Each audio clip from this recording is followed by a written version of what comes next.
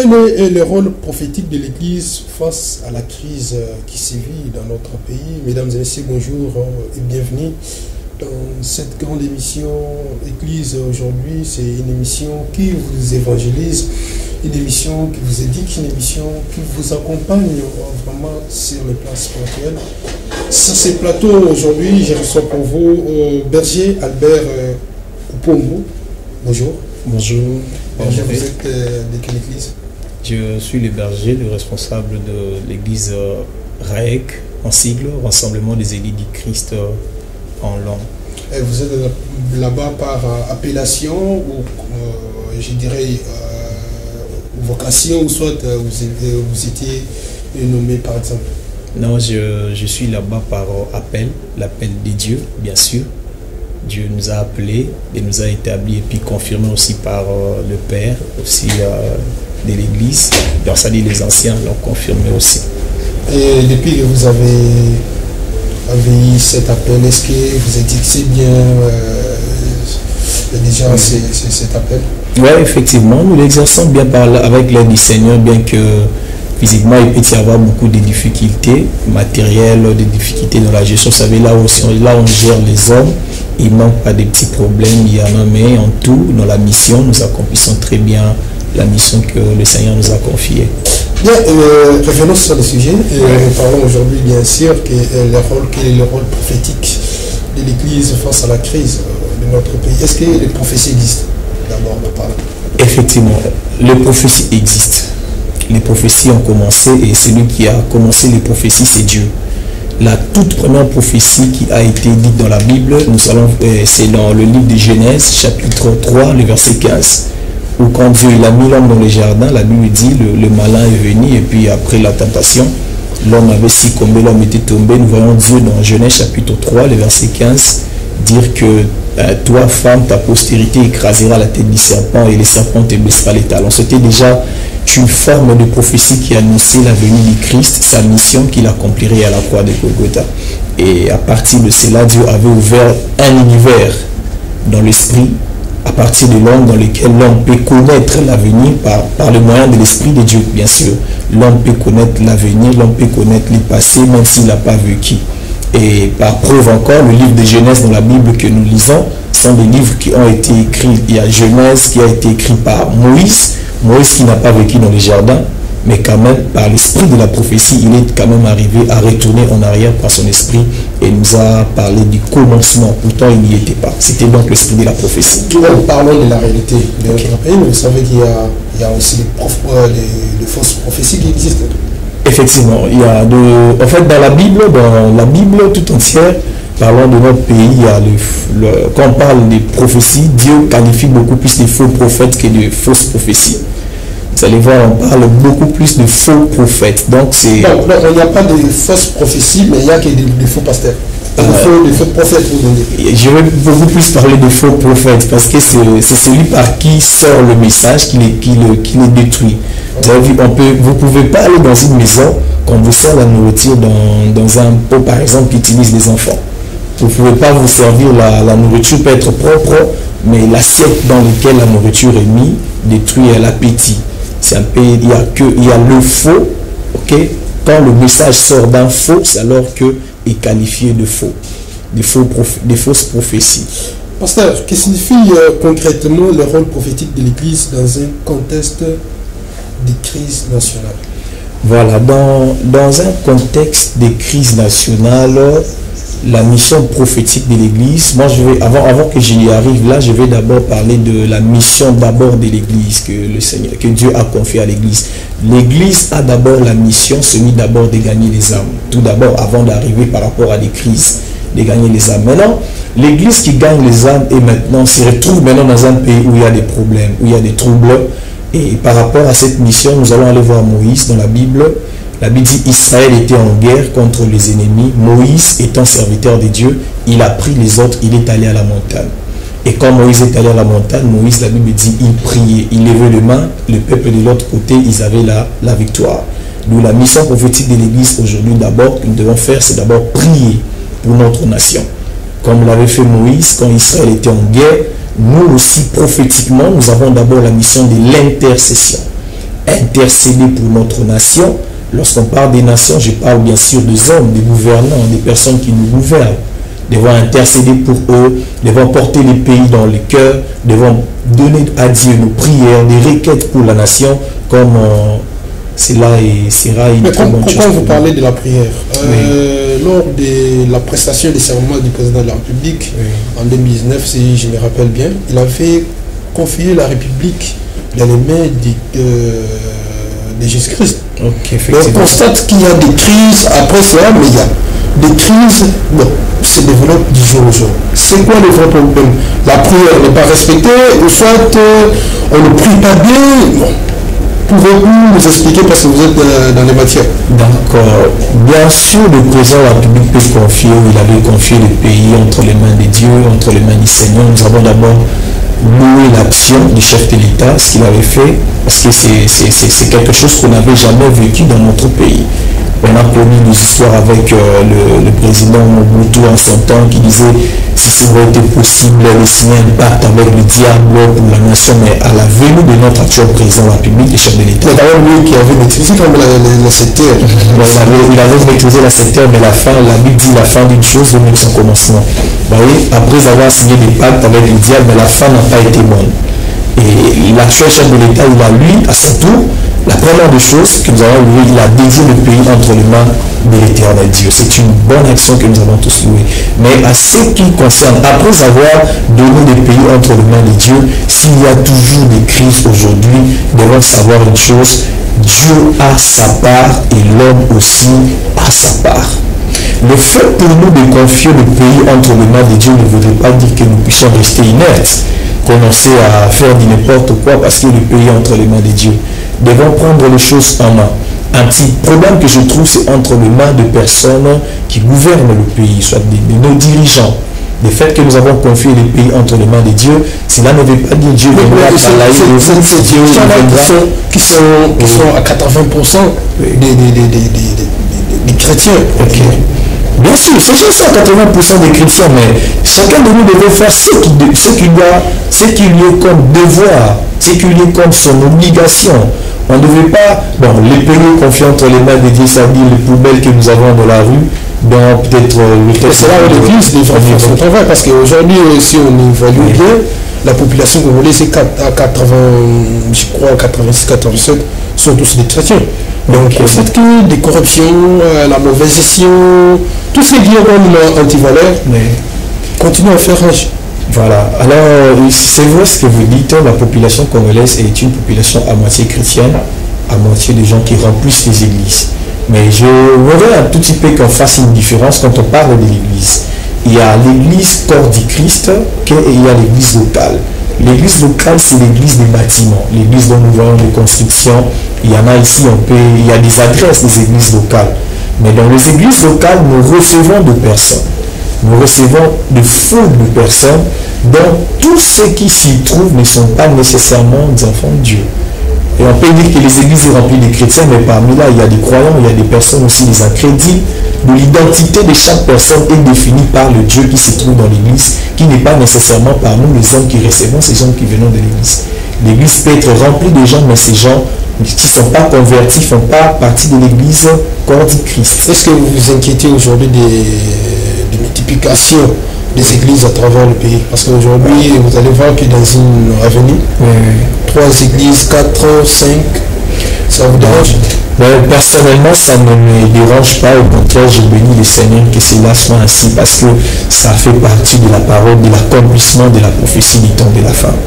En ce temps de la fin ici, ce n'est que normal que nous nous retrouvons aujourd'hui avec beaucoup de religions, beaucoup d'églises, beaucoup de croyances. Ce sont des choses qui ont été prédites, des choses qui ont été prophétisées.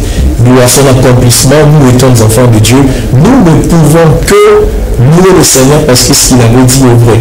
Et dans cette multiplicité des églises, il y en a ça, il y en a de vrais et il y en a aussi de faux. Et nous glorifions le Seigneur du fait que la présence de faux confirme qu'il y a de vrai quelque part. Quand vous parlez du temps de la fin, les Blancs qui nous ont apporté ces religions, bien sûr, aujourd'hui, ils ont des projets, des médecins. Si vous allez en Chine, vous verrez que des jeunes il y a des projets de 3000 ans, de certains projets comme ça. Mais c'est en Afrique, pensez déjà à la fin du monde. Ce n'est pas une confusion peut-être, ou soit vous admis quelque part, justement pour vous aveugler.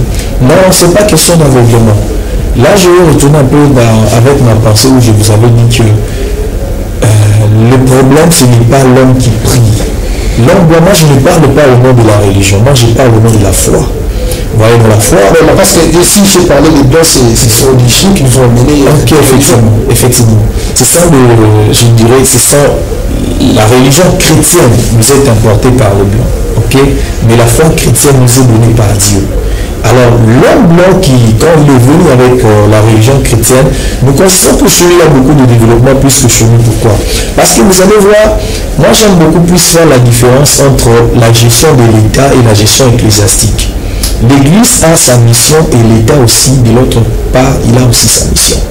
Le blanc construit par des personnes qui gèrent les res publica, des personnes qui gèrent la cité.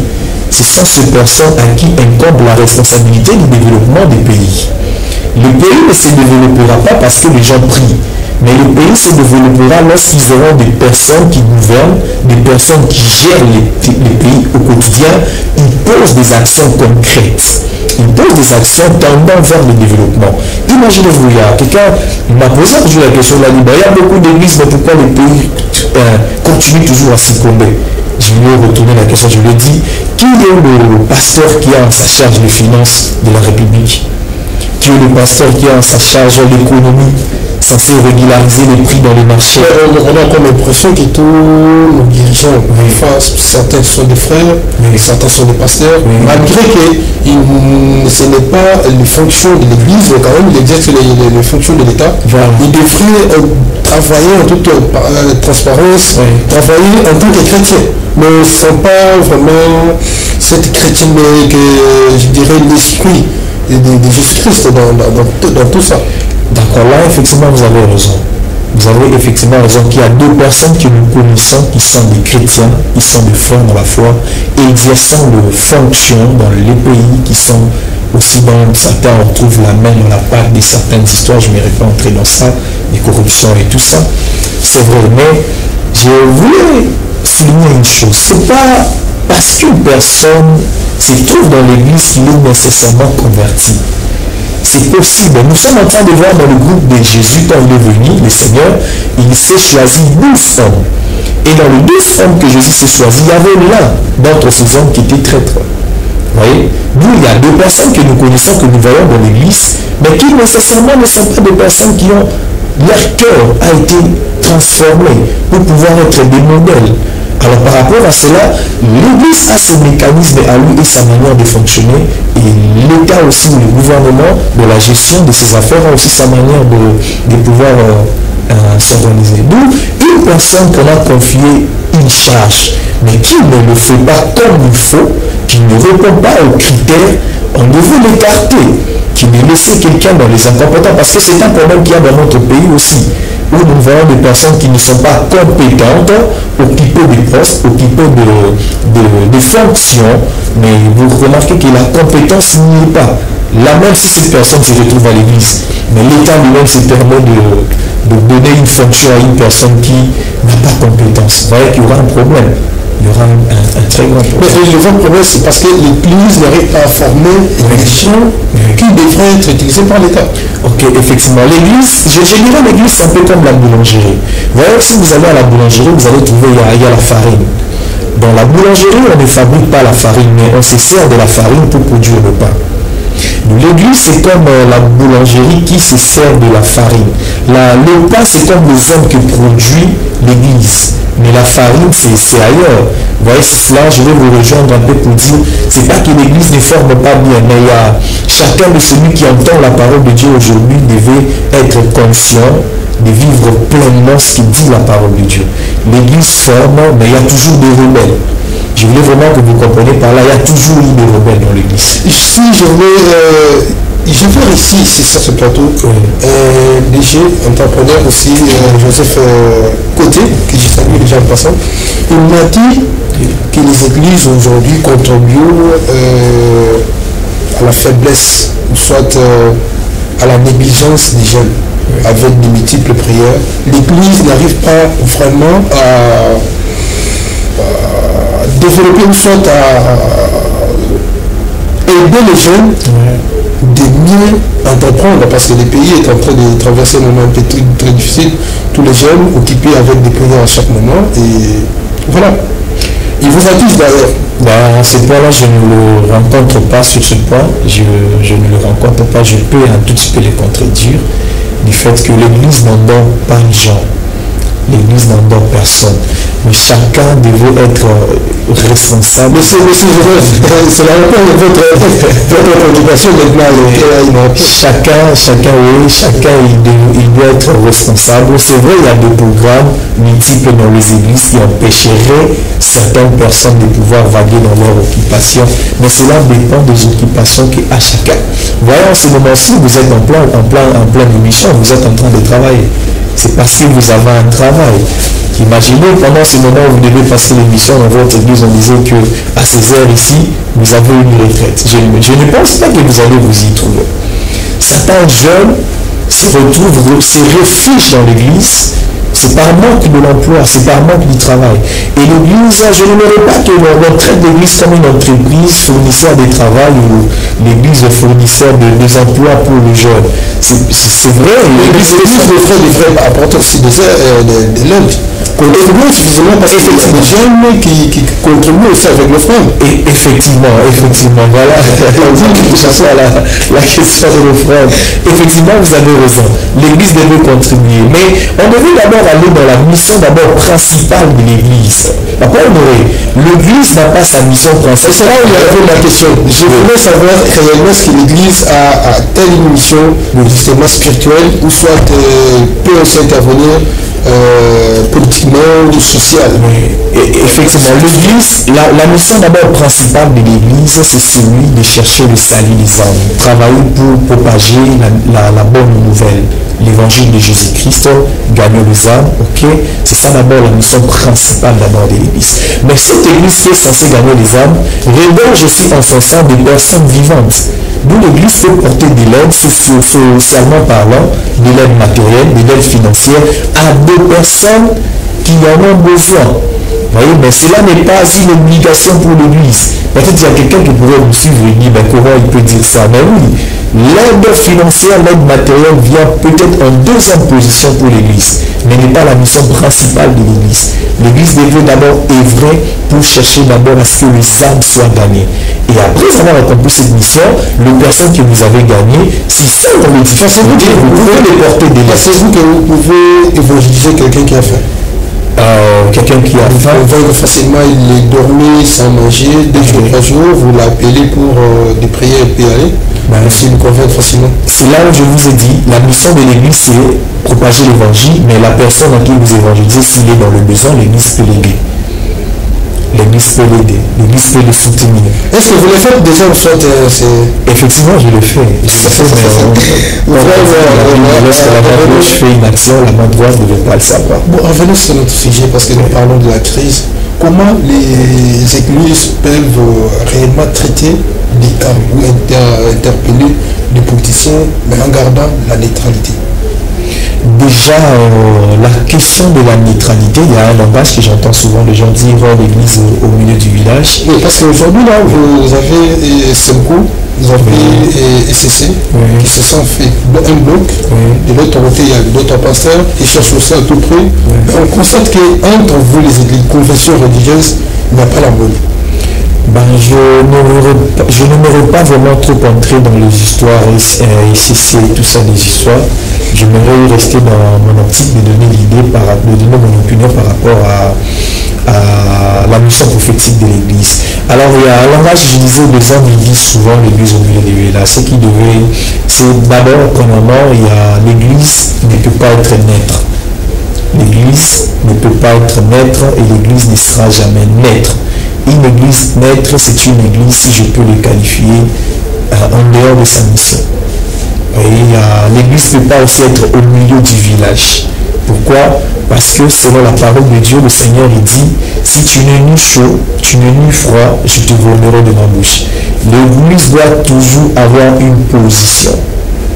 devons être soit à gauche, devons soit être à droite. On devrait pas s'accumuler. Prenons par exemple, aujourd'hui, dans votre église, vous recevez le président de la République. Mais il y a aussi des foyers ou soit des campagnes qui cherchent à tout prix venir dans l'église. Vous allez comment gérer cela? Voilà. Leur présence, s'ils venaient à l'église, les présents publics et les autres opposants, s'ils venaient à l'église, ils viennent comme des enfants de Dieu. Dans la maison de Dieu, il n'y a pas opposant, il n'y a pas président, il n'y a pas ministre. Ils sont tous enfants de Dieu. Leur fonction, c'est ailleurs, c'est en dehors de l'église. Quand je reçois les opposants dans mon église, je reçois le président de la République, ils sont tous considérés comme enfants de Dieu ou comme fidèles. Il n'y aura pas de distinction, il n'y aura pas de différenciation de personnes. La différenciation, c'est en dehors de l'église. Voilà pourquoi je disais que l'église ne pourra pas être maître. L'église doit toujours avoir une position. Pourquoi je le dis? Je le dis parce que vous ne pouvez pas imaginer l'église aujourd'hui, par exemple, comme il y a des atrocités qui se passent, par exemple, à l'est de notre pays, voir l'église, au même moment, vous pouvez négocier avec le gouvernement, quand même, vous pouvez aussi être du côté des rebelles, par exemple. Non, l'église doit se retrouver toujours du côté de la vérité. Là où il y a la vérité, là où il y a la normalité des choses, c'est là où doit être l'église. Et quand on dit l'église est au milieu du village, ça veut dire qu'il peut jeter quand même un coup d'œil vers l'ennemi et venir aussi rendre visite. Mais une église déjà qui refuse de collaborer avec le gouvernement, elle n'est pas en rencontre avec la parole de Dieu qui dit tout pouvoir vient de Dieu. C'est pour cela que je le disais, l'église doit toujours être du côté de la vérité. Si du côté du gouvernement, l'église sent que c'est là où il y a la vérité, par exemple dans la gestion. Admettons qu'il n'y a pas la vérité de l'autre côté là. Mais quand même, c'est un pouvoir établi par l'État élu. Comment vous allez vous retrouver là? Il n'y a pas quand même la vérité, mais c'est un pouvoir établi. L'église devait se soumettre au respect de ses autorités établies. Comme le dit l'Écriture, que nous sommes censés être soumis aux autorités établies. Et comment pensez-vous apporter des solutions? Aujourd'hui, déjà dans ce contexte où nous sommes, comment l'Église devrait apporter des solutions, soit par quel mécanisme l'Église devrait, justement pour que nous puissions avoir la paix? Voilà, pour que nous puissions avoir la paix, ce que l'Église peut proposer aujourd'hui, c'est d'abord propager le message de l'amour. Vous voyez, un problème qui est en train de diviser notre pays, c'est un manque d'amour. L'amour du prochain, bien sûr. Les Congolais, nous ne nous aimons pas véritablement.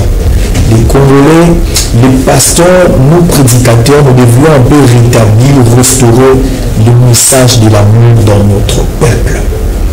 Il y a beaucoup d'hypocrisie au sein de notre pays, les Congolais. Nous ne nous aimons plus dans la sincérité. La seule manière dans laquelle l'Église aujourd'hui peut travailler pour que notre nation puisse être sauvée, c'est la restauration du message de l'amour. Regardez le phénomène du tribalisme et comment on est en train de diviser notre nation. Regardez le phénomène de népotisme, comment ça règne dans la gestion des personnes qui gèrent. Aussi longtemps que le Congolais n'aura pas l'amour du Congolais comme lui, le pays n'avancera jamais. Mais on a l'impression que ces gens-là qui animent les autres à des fins tribales, népotisme ou autres, sont toujours dans ce temps des églises. Par exemple, aujourd'hui, bien sûr, il était dans une église ici à Kinshasa. Il y a aujourd'hui certaines personnes, certains responsables de l'AFC, pour nous dire, AFC 23 et aussi autres, mais qui étaient dans l'église. C'est un regret pour vous, ou soit vous trouvez cela comment? Je trouve ça, c'est... Quelqu'un qui était dans votre église, mais décide quand même de trahir le pays, ou soit de revenir au pouvoir, mais pas le rébellion. En réponse à cette question, je dirais à le monsieur qui est le chef de rebelle aujourd'hui, que ce soit des personnes que vous avez citées, des noms, des bandes et tout comme ça, ils étaient à l'église, mais est-ce qu'ils étaient des enfants de Dieu? Ils étaient à l'église d'Assis. Ils ont reçu aussi le baptême. Bien sûr. Ils ont reçu le baptême, bien sûr. Nous sommes en train de voir ici, l'exemple que j'ai donné de Judas Iscariote. Il est parmi les apôtres que Jésus-Christ a donné le pouvoir. Il est parti, il a guéri aussi des malades. Il est revenu, il a dit Seigneur, les héros nous ont même été soumis. Est-ce pour autant que Judas Iscariote était un homme parmi les 12? Ce n'était pas le cas. Ces hommes pouvaient se retrouver à l'église, on pouvait les connaître comme des diacres et tout consort, mais leur cœur n'ont pas été circoncis. Ils n'ont pas vécu la nouvelle naissance.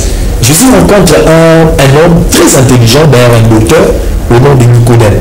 Et Jésus lui parle du royaume des cieux. Jésus lui dit, tu dois naître de nouveau. Un homme rempli d'intelligence et de la connaissance, un docteur, mais il ne connaît pas quand on parle de la nouvelle naissance de quoi il s'agit. Donc c'est possible qu'une personne puisse être reconnue comme docteur, être reconnue comme intelligent, mais ne pas avoir vécu la nouvelle naissance. Ces hommes étaient bien sûr dans l'église, mais j'ai doute fort à leur conversion. Parce que s'ils étaient nés de nouveau, ils étaient des personnes qui avaient des cœurs circoncis, ils n'allaient pas aujourd'hui s'engager à verser le sang des innocents. Oui, je voulais vous poser une question. Comment vous faites pour avoir cette différence entre une personne qui a reçu Jésus par baptême, celui qui a accepté Jésus par naissance, et celui qui est converti? Comment vous faites ça? En fait, ça ne sera pas vraiment un exercice facile, mais il y a quelque chose qui est vraiment basique, dans lequel on peut reconnaître une personne qui est véritablement convertie ou qui est véritablement fils de Dieu. Comment on le reconnaît? Celui qui nous donne la réponse à cette question, c'est le livre de Galates, chapitre 5. Dans une personne où il y a eu véritablement la nouvelle naissance, qui s'est vraiment converti, on ne le reconnaîtra pas parce qu'il parle en langue, parce qu'il donne au genre de prophétie, parce qu'il est possible qu'une personne qui prophétise mais qui ne soit pas enfant de Dieu ou fils de Dieu.